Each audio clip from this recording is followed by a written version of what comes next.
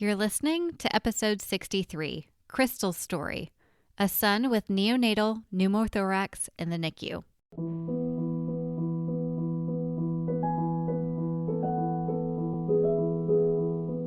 Hi, and welcome to the Child Life On Call podcast.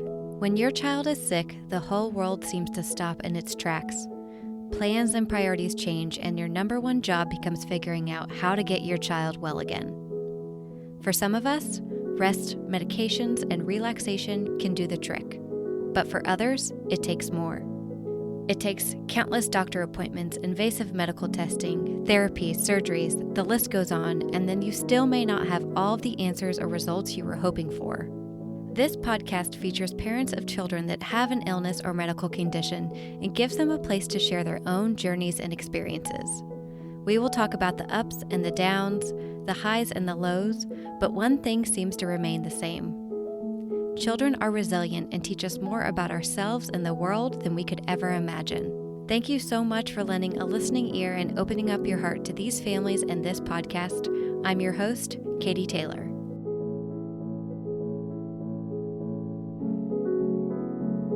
And so every step of the way, they're telling us this works for most babies, this works for most babies, and it just keeps not working for our baby.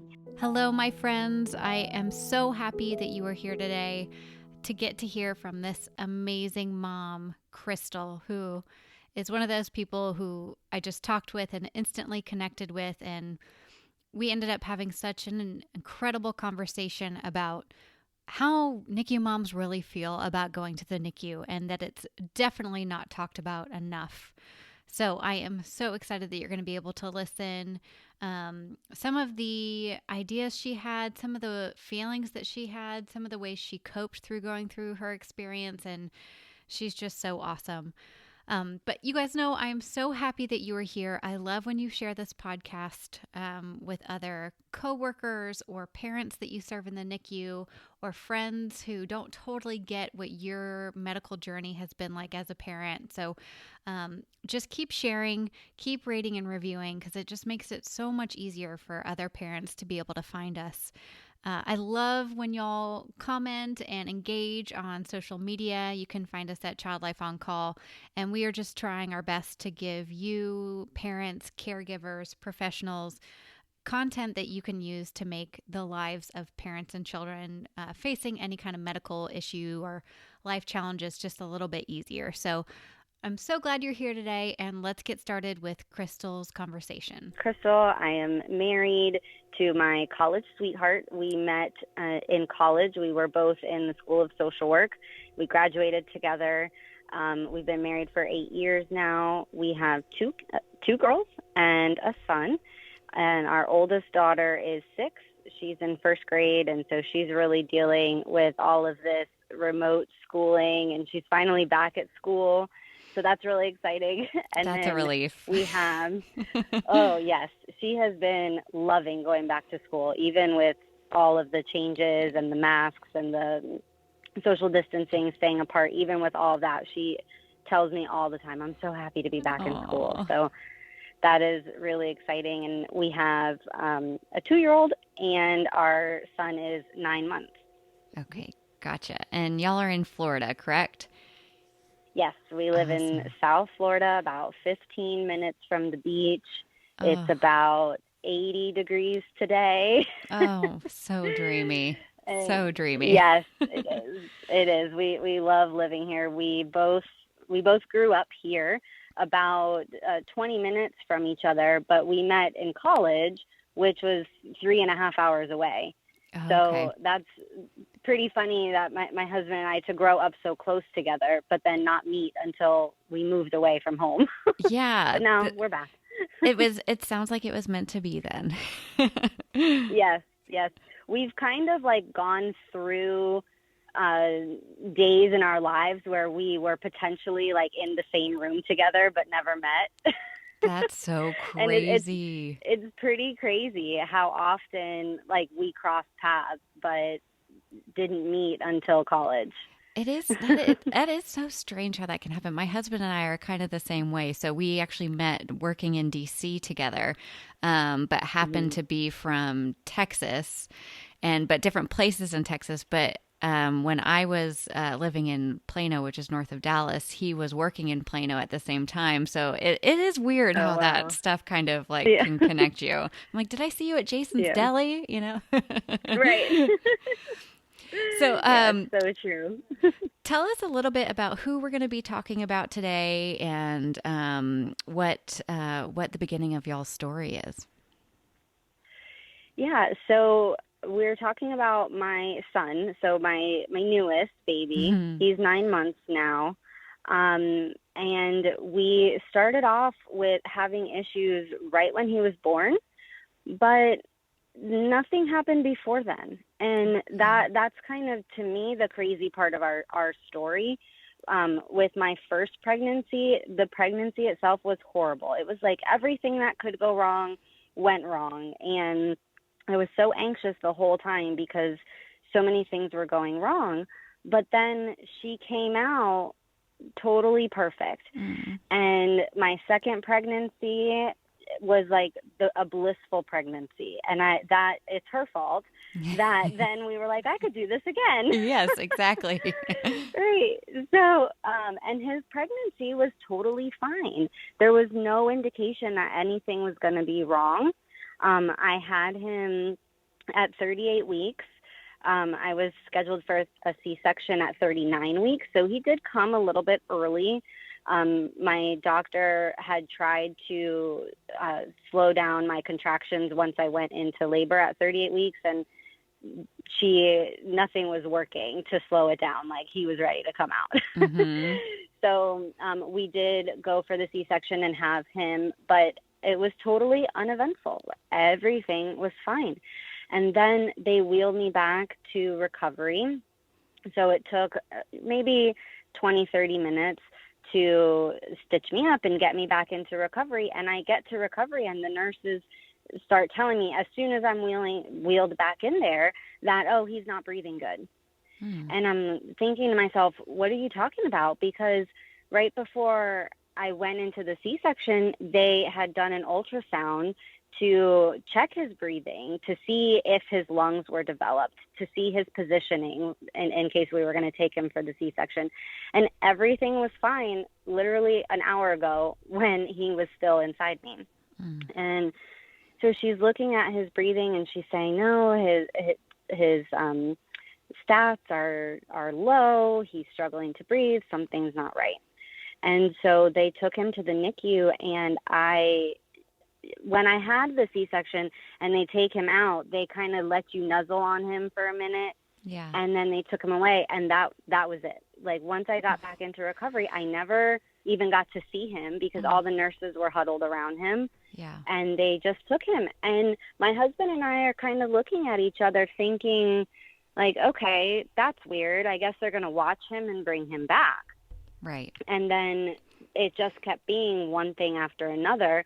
When he got back to the NICU, they found that his lungs had collapsed. And I was thinking, like, I don't even know that that's a thing. Right. Like, how do lungs even collapse? You know, when we did the ultrasound, he was breathing on his own, and he's fine. Yeah. And so then they start to give us the next steps. And, well, most babies recover from this on their own, so we're just going to watch him.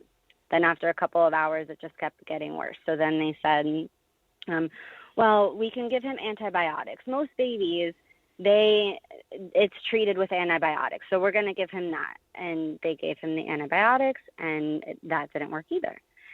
And then they said, okay, we have to do a little bit more of an invasive procedure. At this point, they had to ventilate him, and they had to put him into a medically induced coma because he couldn't get his breathing under control. And every time he would cry, it would deflate the lungs worse and worse. Oh. And so in just a matter of hours, we go from perfectly fine, we're having a baby a week before we expected to now his lungs collapsed, he's on a ventilator, and they are talking about they have to put a needle into his chest and manually push air into his lungs to try and reinflate it. And so we get the same the same narrative that, well, this works for most babies. It's really, really rare that this doesn't work, or that babies need the worst case scenario. So we're okay. So they go ahead and do that. It didn't work. And so every step of the way, they're telling us this works for most babies. This works for most babies. And it just keeps not working for our baby. Mm-hmm. And it was so scary. They finally had to put a chest tube in his chest, and he had it there for about 2 days. And they were just watching him. That was literally the last thing that they could do. So Wow. we're sitting there thinking, like, this is either going to work or I'm not bringing my baby home. And it was terrifying, just sitting and waiting to see if this chest tube was going to work. And finally, after 2 days, they said it worked. He looks good. And it was such a relief that it was still a long road from there, but at least it worked, and his lungs were reinflated at that point. So that at that point, it was like, okay, we still have a journey, but he's alive. It's just, it's like you said, it's like that moment where everything is fine, and then all of a sudden nothing is fine, right? You go from being literally elated and excited to the most scared you've ever been in your life. And there's no in between. And then, kind of setting the stage, this was right at the beginning of COVID. And, the normal support team that you usually get to have with you when you go through something hard doesn't get to be with you. And I'm just so glad that your husband was there, at that time to be able to walk through it with you. And you just had a C-section. Like, that's the other thing, is like your body and your brain are physically recovering from basically being hit by a truck. Right, exactly. And you're so right, because I had a lot of friends who would say to me, oh, my baby was in the NICU too, and my baby was in the NICU too. And I'm like, yeah, a lot of babies go to the NICU, and most of them end up being totally fine. But being in the NICU in COVID was so hard. And even so, like I said, I went into labor on my own a week before my scheduled C-section. So when I got to the hospital, they actually wouldn't let my husband in. So they said that my husband can't come in until I go for a C-section. Wow. Because they knew that I was going to go, eventually either I was going to go home or I was going to have the C-section. So then that's when he could come in. So this whole time at the beginning where they were trying to stop the contractions and trying to, get my labor under control, I was alone in the hospital with nobody. And my husband, the hospital was an hour away, so my husband wasn't going to go home. He was waiting in the car for 12 hours.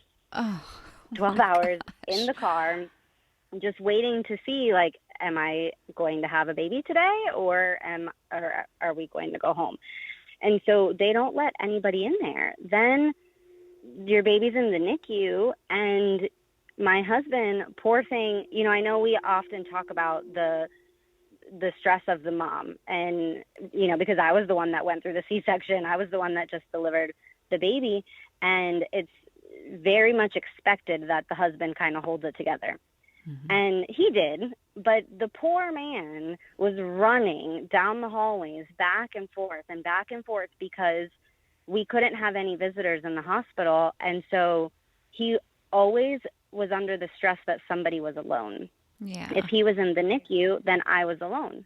Right. And if he was with me, then the baby was alone. And so he's literally running down the hallway trying to be with both of us at the same time, and it just wasn't possible. And when I had my other two, you could have visitors. Like my parents came, his parents came, my siblings came, and so he could go and kind of take a shower at home while my mom was with me, and I was never alone. But now, being on COVID, there was nobody that could be there. And so he's in the NICU trying to find out what's going on with the baby, what's happening, trying to just be with him. And I'm sitting there alone wondering what's going on, what's happening. And then once I was discharged, so then we were out of the hospital, then you could only have one parent visit per day. So then we couldn't even be in the NICU together. And that's something that every single person that tried to reach out, which I appreciated everybody's, support and reaching out to me, but you all had your husbands there, and you had your parents there, and you had your support people there, and I had nobody. Yeah. And I couldn't hold him. I wasn't allowed to hold him. I wasn't allowed to touch him. I wasn't allowed to talk to him, because if he cried, then that could deflate his lungs more. So I wasn't allowed to do anything except sit there by myself. Yeah. And it was so hard. And you couldn't even take shifts to see him. It was one parent per day. So if I went one day, that meant my husband couldn't see him for that day at all. And if he went a day, then that meant I was going a whole entire day without seeing my child. And it's just not something that anybody expects. Like, even when if it wasn't COVID, if there wasn't a pandemic and your baby goes to the NICU, typically you can go see them day or night when you want to. And it's hard, but at least you can be there. And it was just so hard to just not even be allowed to be there, and to not have my husband and not have any support. And you're in this state of, like, am I asking all the right questions? Am I understanding everything? The doctors use this language that sometimes you don't understand, Mm-hmm. and there's not another person there to talk that through with and make sure, okay, I'm an anxious mess. So did I get all my questions out? Did I remember all my questions? And there's just nobody there with you. There is so much there I want to talk about. But that point you just made about, like, not understanding what the doctors are saying to you, the care team is saying to you, for them, it's so typical for them, these things that they see. And for a parent, it's like literally life or death. Like, which way is this going? Mm-hmm. So it's just, there's a disconnect there. And it can be so difficult to, and a lot of times, like, parents tell me they ask the question and then they don't really even hear the answer, because they're so anxious about the next question that they wanted to get to. And then it's like you have to go back and revisit it all. And it's a really hard time to navigate, especially during a pandemic when you're there alone. Right. It is. And it's interesting because, so the medical term for what he had is a pneumothorax, and they kept calling it a pneumo. And I thought they were telling me that he had pneumonia. Yeah. And so this whole time I was like, oh, he has pneumonia. And he didn't. And so then, not funny, but ironically, I should say, on about day 5, he did get pneumonia. Wow. And so then they started telling me that he had pneumonia. And I was like, I said to the doctor, yeah, you told me that already. Because this whole time I thought that they were saying that he had pneumonia when they were saying pneumo. Right. And then she's like, no, he has pneumonia on top of the pneumo. And I'm like, what are you talking about? Yeah. And so then I thought that he had pneumonia, and then he didn't, but then he did. Yeah. And it was just so crazy. And here I am telling my husband, because he's not there, that our baby has pneumonia, and then he didn't, but now he does. Oh my gosh. It's so confusing. And it's not that any of this gets easier, but were there things that some of the care team did while either, you were going in those 12 hours by yourself before your husband got there, or while you were in and out of the NICU, that really kind of helped alleviate some anxiety or some questions. So, like what I'm thinking of is my NICU, we do a little tuck-in call. We call the parents every single night before bedtime. It's just like this tiny little tuck-in reminder. You can answer the phone. You don't have to. We can leave a message. But, for some parents, it's just like that last thing of the day. I know how my baby's doing, and these are our goals for the night. When I wake up, this is what's happening. Were there any things, especially because, in the pandemic, these things mean the most when you were there by yourself, that the care team did that helped? There were things that helped, but I have a friend that is a charge nurse at another NICU, and so I kept like checking in with her, and it made me realize that I wish that there had been a little bit more of that, because no, we didn't get like a tuck-in call. They didn't ever call us unless we called them. And the hospital that my friend works at, they have cameras. And so they do like camera time. Not all the time. They don't have the cameras on all the time, but every day from like this time to this time, they turn the cameras on and you can go watch on an app on your phone. And we didn't really have any of that. Like there wasn't child life. There wasn't a social worker there. And my husband and I are both social workers. And I thought that we would be linked with somebody or something to help us. And we didn't ever get that. And the nurses were really, really great. They had a whiteboard behind his bassinet, and they would decorate it, and they would write notes to him. They let me bring pictures in, and my older daughter's colored pictures, and we brought them in and put them by his bassinet.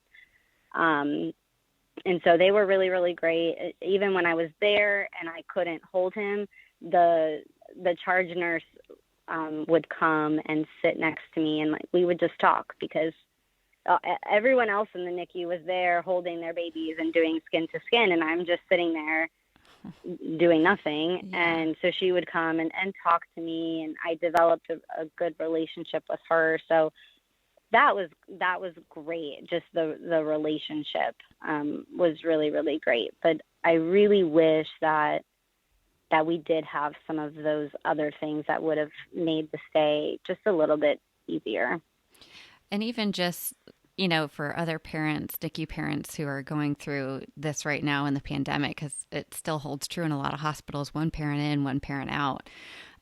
These are the questions you can ask for, because you don't even know to ask for like a tuck-in call. You don't even know to ask like, oh, I didn't know, am I allowed to FaceTime? Like, do you have a FaceTime iPad? Like, unless, nurses have such an important job, literally administering medication and keeping babies breathing, and they often have more than one baby.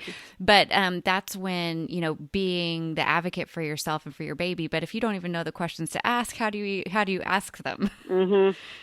Right, exactly. And you're in such a blur that you don't necessarily think about it. And we called every night because I was really committed to breastfeeding. And so I breastfed both of my other two, and I was going to breastfeed him. And so I was pumping around the clock, which also very strange experience. Like I'm so used to, you wake up from a baby crying, not from your alarm going off and then hooking up to the pump. And so that was kind of our routine, was every time I would pump, I would call.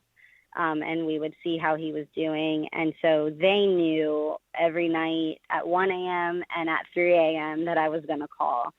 So that was helpful. And I remember the first night that we were home, and we made that first 1 a.m. call. And my husband asked, when is a good time to call for an update? Like when is a good time for you? When is a good time that we will get some good information? Because sometimes we would call and they would just say, he's doing good. And so he said, when is a good time that we'll actually get like an update from the doctor?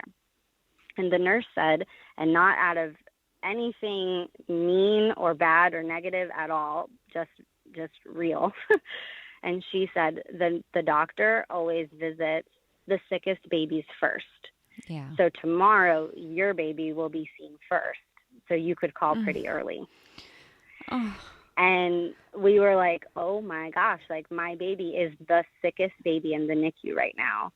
Yeah. And she didn't mean to hurt my feelings. Like I wasn't mad at her or anything like that. It was just real. Like, right. You're asking me what time to call. You can call early because he's going to be the first baby seen. But it was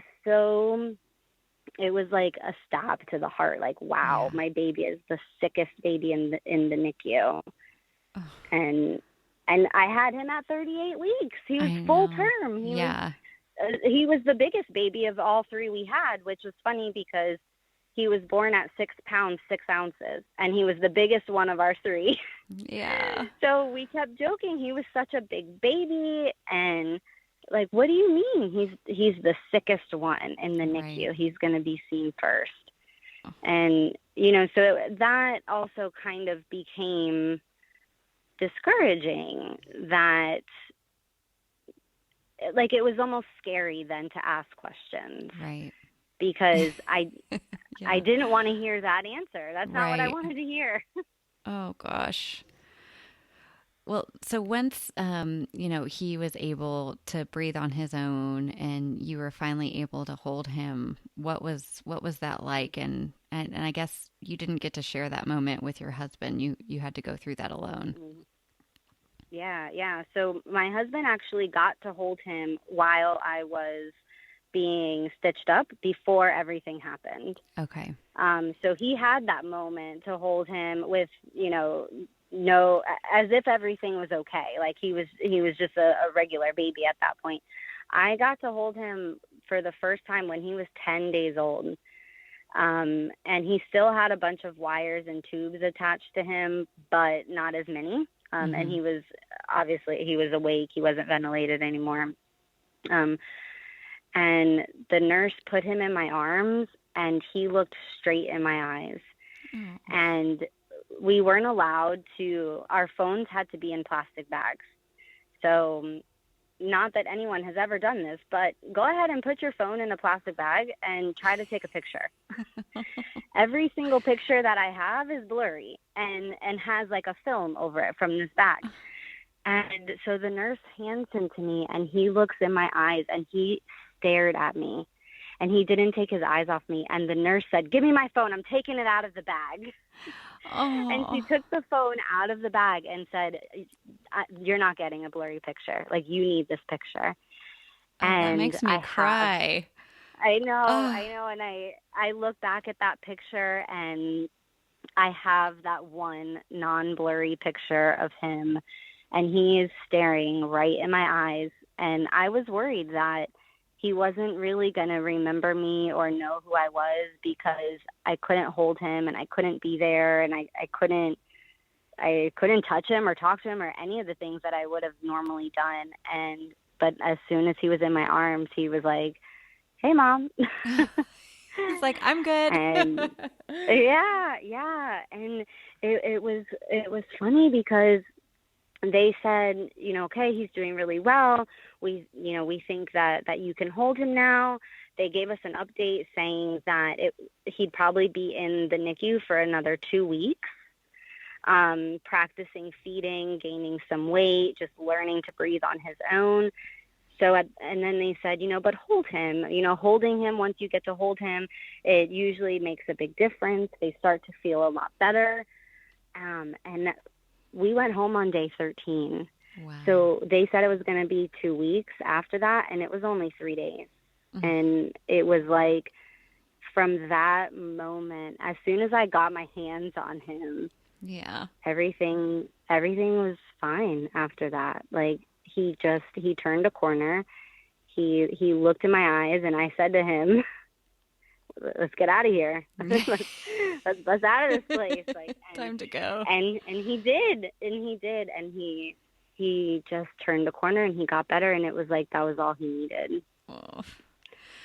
would you talk just a little bit about your other daughters at home and kind of navigating, because I guess you had a 6-year-old at that time who was pretty much understanding mom and dad were stressed and couldn't go visit the baby, and how did you Yeah. kind of handle that? Yeah. So the 2-year-old had no clue what was going on.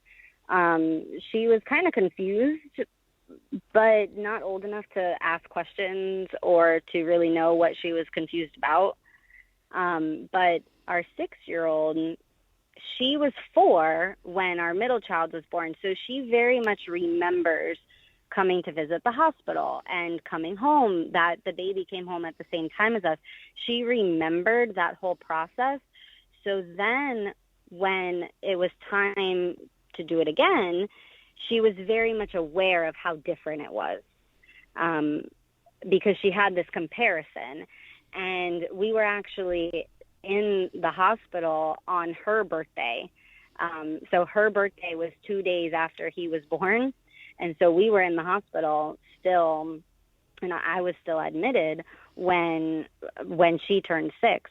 And so we missed her birthday. And so she was aware of, like, you're not here. Yeah. We couldn't talk to her. We couldn't, like, we called her, and we FaceTimed her, but we weren't there. And she kept asking me when we FaceTimed, where's the baby? Where's the baby? Why isn't he with you? Because she remembered that when her sister was born, we were all in the same hospital room. Yeah. And so she was like, why isn't he in your room with you? Why is this different? And so we tried to tell her very simply that his lungs needed some help with the doctors, and that they had to take him to a different room so that the nurses could watch him.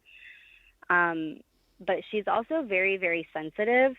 Like, she cries when flowers die. Mm-hmm. So we knew that she couldn't really handle what was really going on unless, like, we had to. I mean, thank goodness that we were able to bring him home. But my husband and I had to have a conversation about how are we going to tell her if we don't bring a baby home? Like, how, because she can't handle a flower dying. Like, she's very, very sensitive, and she cries. Like, how do you have that conversation with a 6-year-old? And I mean, thank goodness we didn't have to have that conversation, but we really had to think about the language that we were using and being honest with her, because she's old enough to know something is up, something's not right, this is different. But also we didn't want to scare her. Right. So it was very simple language that, and it's tricky because we were stressed and we were running around, and I had a C-section, so I couldn't drive to the hospital by myself, and nobody could drive me because of COVID. So it's not like I could just pick up the phone and ask my friend to drive me. Yeah. Fortunately, my brother was home on summer break from college, and I was like, hey, you are now my chauffeur. Like, you're driving me to the hospital. So he would drive me to the hospital, thank goodness. But, I had him to rely on, and we kind of like broke our little COVID bubble because we had no choice, with him. And it was just using very simple, he needs some more help on his lungs. They are, trying to fix his lungs. He's okay. But he does need some doctor help, and kind of saying, sometimes you get sick and you need medicine, but you go home and you take your medicine. Well, with new babies, they're so tiny that the doctors have to watch them to make sure that the medicine is working. They can't just go home, with this kind of thing. It's something that needs to stay in the hospital so that the doctors can keep an eye on him. And that the doctors can make changes if they need to. So that was kind of how we approached it with her in in just that he's on this medication and that the doctors need to watch him. We didn't go into him being ventilated or, that he had surgery. She knows now after the fact. He does have a scar from his chest tube surgery. So she's aware of that, and she knows now that he had that when he was in the hospital. But now that he's okay and he's home, she's, more able to process and digest what happened in the hospital. Definitely. Well, it sounds like you used just the perfect language for her. And, really, I think it is a balance of, my child as an individual. There's no one right way to say something, and there's no one right time to do it. It's kind of this ongoing conversation, knowing she can come ask questions when she needs to, and you'll be honest with her in the best way that you can. And I like the fact that you could do all that during the craziest 13 days of your life is pretty amazing. Yeah. Yeah. Thank you. It's kind of like my husband and I kept having these conversations, like, how are we going to do this? How are we going to say this? But then when you're in the moment and you don't really have a choice, you just do. And I will say that it was, every day you get up and you put one foot in front of the other, but it was really, really hard. The first day when I went to go see him, the nurses kept telling me, you got to get up. You got to get up. You have to go see your baby. You have to go see him. And I'm thinking to myself, I just had surgery. Like, stop telling me to get up. Yeah. And, stop pushing me, because yes, I want to see my baby, but I don't want to injure myself and then be stuck here longer. And I was hurting. I was in pain, and it was like this pressure of, like, you have to get up and you have to go see your baby. And I wanted to, but I was also kind of scared, and I was hurting, and there's nobody there to validate your feeling. It's all about the baby, which, it is. Your focus shifts to the baby, but no one asks, me, and especially no one asked my husband, how are you feeling? How are you doing? Like, are you still hurting? Are you in pain? And I finally did get up. It took me about 12 hours. I got up and I went to go see him, and I saw him, and I was there for like 5 minutes. Yeah. And I told my husband, I can't do it. I can't sit here. And my husband's looking at me like, what do you mean? Like, you're his mother. You need to be here. And, I would see people's NICU stories about how hard it was to go see their baby, but they knew they had to because they were the mom. And I kept thinking to myself, like, I don't know how people do it. Like, I can't sit here. I can't. I'm going to break. Yeah. And he's struggling. They couldn't put clothes on him because they had to be able to visually see his breathing and his chest going up and down.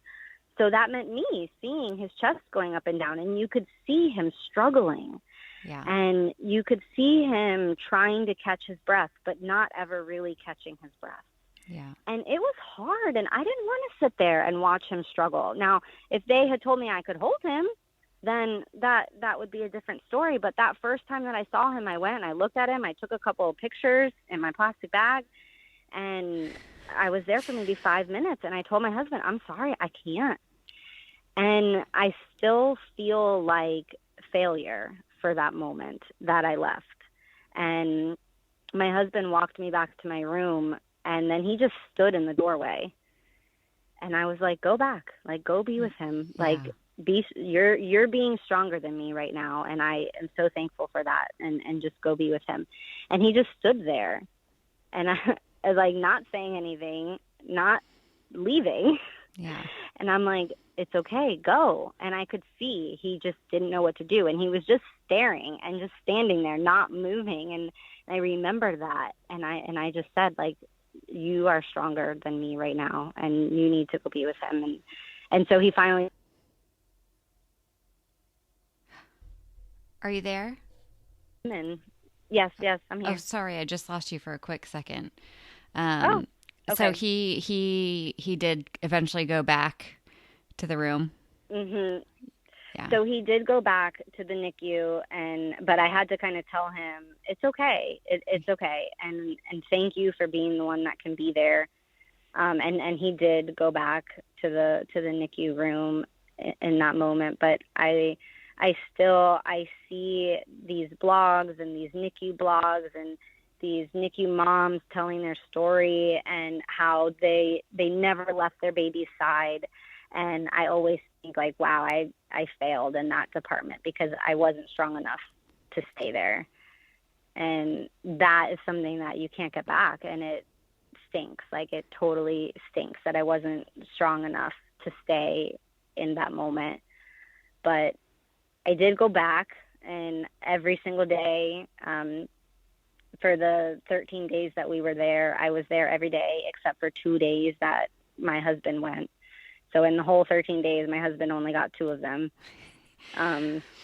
Yeah. Well, I'm so grateful that you told this part of your story, because you are not alone. I just did this last week with a mom who had a C-section, who spent less than 5 minutes at the bedside and couldn't come back until the next day for the exact same reasons. And not to mention, you have to go over in a wheelchair. You're in a hospital gown. You have a catheter most likely attached to you. You're sweating. You cannot. It's just you physically. It's hard to get there, and the emotional aspect. It's too much to handle. It just is. Right. And so, right. People can say you should go, you should do this, you should do that, and no, you shouldn't. I mean, you have to listen to yourself. And I'm telling you, this just happened with a mom last week, and it happens all of the time. And I'm honestly so proud of you, and I don't even know you, but for saying no and going back and only spending 5 minutes, because if you're not able to handle it, you're not able to handle it, and breaking, and that's not a good choice either. So I don't know. I know that you will be hard on yourself looking back at that time, but you are for sure not alone in that reaction. And I think it's incredibly normal for moms, even if you didn't have a C-section, to have those feelings of, well, what do I do here? I can't change his diaper. I can't do the things I'm used to doing. I can't do, like, everything inside of you that says I need to be doing this for my child, you literally cannot do. And that's hard. Right. That's hard exactly. to face. Right. It totally is. And, people, I very rarely have heard another mom admit, like, I felt like a failure in that moment. And so then when you're feeling that way, you feel like you're the only person, and you feel there's all of this, like, super mom, and wow, you're a super mom, and, NICU, we call them NICU warriors. And, everyone is just constantly has that, like, wow, I have to be a super mom. And I have a full-time career. I have 3 kids. I'm publishing a children's book right now. I do a lot. And people will say to me often, wow, you do it all. Like, you have the career and you have the family. And, how do you fit in time to be writing a book too?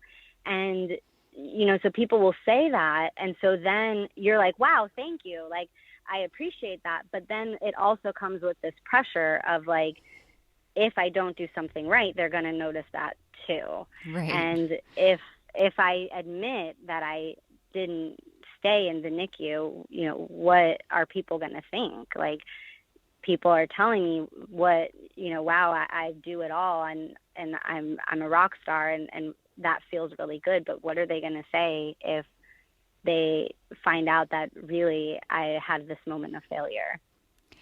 It's tough to admit it. I'm just going to tell you, I think that you are a rock star and supermom because you didn't stay, to be honest, like, because you didn't, you listened to yourself and what you could handle. Well, truly, that takes courage, that is what took courage, is going back and saying, you know what, you go, I can't right now. That is courageous to me. It literally gives me chill bumps, because I've never thought about how important it is to talk about those hard moments in the NICU where you don't want to be there. Mhm. Yeah, thank you. Thank you for saying that. And I think that it is important to talk about, all the things that I did go through and all the things that I did, but also, those moments that are a little more vulnerable, so that the next person that listens to this that feels like, I don't know if I can stay, is something wrong with me as a mom, that you listen and say, no, it's okay. Yeah. It is okay. Oh gosh, for real. You are doing amazing things, and there's no doubt that there are other parents who are going to hear this and thank God. Oh, it's so nice to hear somebody finally say that, because that's exactly how I felt. Yeah, yeah. Well, tell us a little bit about your children's book you have coming out, and then if people can follow you or kind of, keep in touch with you and see what you and your family are up to. And also just a little update on how your son's doing now. Yes, yes. So I'll start with that. He's doing really, really great. He's 9 months old now. He's totally healthy, super, super chunky monster. He's in the 90th percentile in weight and height, which is hilarious because my older girls were so small that they were like never even on the charts. Like, we'd go to the doctor and they'd say, "Oh, they're in the 1%." And so he's doing really, really great. But a pneumothorax is something that can spontaneously happen again. If it spontaneously happened to you once, it can spontaneously happen to you again. He could go his whole life without ever having another one. And it is never a thing. It's a thing that he never even remembers that happens. Or he could have another one. And so that part is kind of scary. Like, right now he's totally healthy, but I think the entire rest of my life that will be looming in my head. But, for now he's healthy, and he's doing good, and we couldn't be happier with his progress at this point. And the book that I'm writing, it actually started with him. So I've written my whole life. I have always loved writing. I write for fun. I do a lot of writing just in my work. I like to journal. I just love writing. And my husband has always been telling me to publish a children's book, and I never felt like I had something real to write about, or that someone would actually want to read, because I used to just write for fun and write for myself. But in those moments that I was in the NICU and sitting at his bedside and not able to do anything, I took out my phone in its plastic bag and I started writing in my notes app. And I started writing that he was in the hospital, but in his head, because he was in a coma, I started thinking, what does he think? Like, where is he in his mind? And so I said to myself, you know what? He's not here. He's in the jungle. He's exploring the jungle. He's climbing trees. He's hanging out with animals.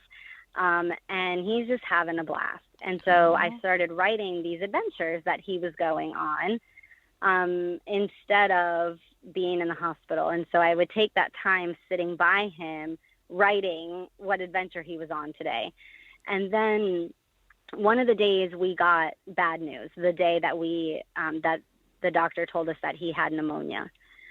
And so I wrote that adventure that he was battling a monster, that he's been, going on these fun jungle adventures. He's been exploring, but then all of a sudden there was a giant rhinoceros that he had to battle. And so that I kept writing adventure stories. I kept writing, all of these things that he was maybe doing. And after it was all written, and this was back in maybe October, that I got the courage, I told my husband, I think I have something to publish, and I'm going to publish this. And he goes, yep. He goes, I don't even need to know what it's about. The answer is yes, do it. And I was like, okay, but why don't you read it? Yeah, that's an awesome husband, supporter. Yes. So, and that's how this little book baby was born with my real baby. I love that. Yeah, so it's really fun. It starts off with him being in the hospital, but it is really about fun. It's about bravery. It is about him being scared, but overcoming that. And it's about using his imagination to get through these scary adventures. Some are fun and some are scary. And it takes this situation and turns it into an imaginary adventure and kind of this wild ride, instead of sitting in the hospital and thinking about, how hard this is and how scary this is. It's that you have the power to take your imagination somewhere else and to, be somewhere else in your imagination and turn these scary things into an adventure. And so he had a lot of tubes and wires, and the wires were always kind of getting in the way. Like every time I would, try to, when they finally would let me change his diaper, or when I would try to hold him, all these tubes were in the way. And so in the book, he keeps running into spider webs. And so it's all about empowering yourself to turn your imagination into something else and to be brave through those situations and have the resilience to get through it. I love that. And so we're going to hold you to it, and we can't wait for it to be published so that I can just see, honestly, mamas reading it to their babies in the NICU, and also reading it to siblings at home. And just, I want to read it to my kids. It sounds amazing. Yeah, thank you so much. We did kind of generalize it so that it would fit with any child that's in the hospital. It's not specific to NICU babies. It can be for the NICU for that mom that's not able to hold their baby, that they can read this book and have something to do, or the mom that can hold their baby and reads the book to them, or even an older child, a 4 or 5-year-old who has to have a procedure and stay in the hospital, and kind of help them through it that way. And my 3-year-old nephew, he had to have stitches. And so even, that's not a hospital stay, but my sister-in-law, his mom, had said, wow, I wish we had this book then, because he was so scared, and even it would have helped him just realize that he could be brave and he could overcome that situation. So it really can help, the siblings and the children in the hospital, or in an urgent care, in a procedure, in any kind of those situations. Do you have a title yet? Yes. So the title is Ari the Brave.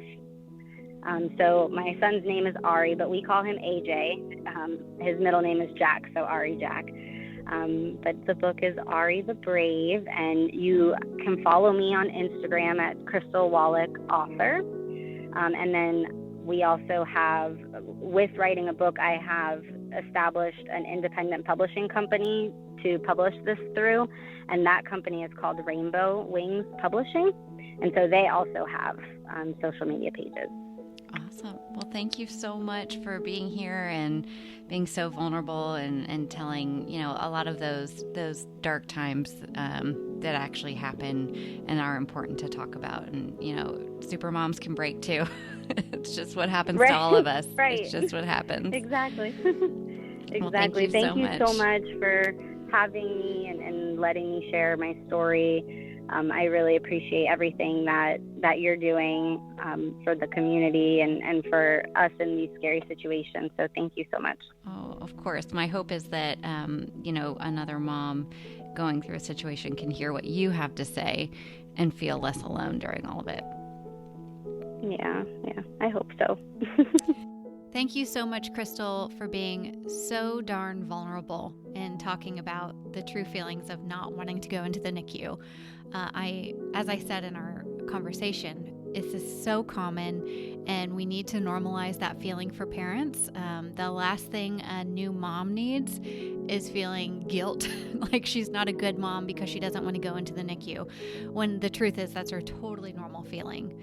So thank you so much for listening. I'll be back next week with another episode, and I hope you guys have a great week. All right, bye. Thank you for listening to the Child Life On Call podcast. I'm your host, Katie Taylor, and you can follow us at Child Life On Call on Facebook, Twitter, and Instagram. Please rate and review to make it easier for other families to find us.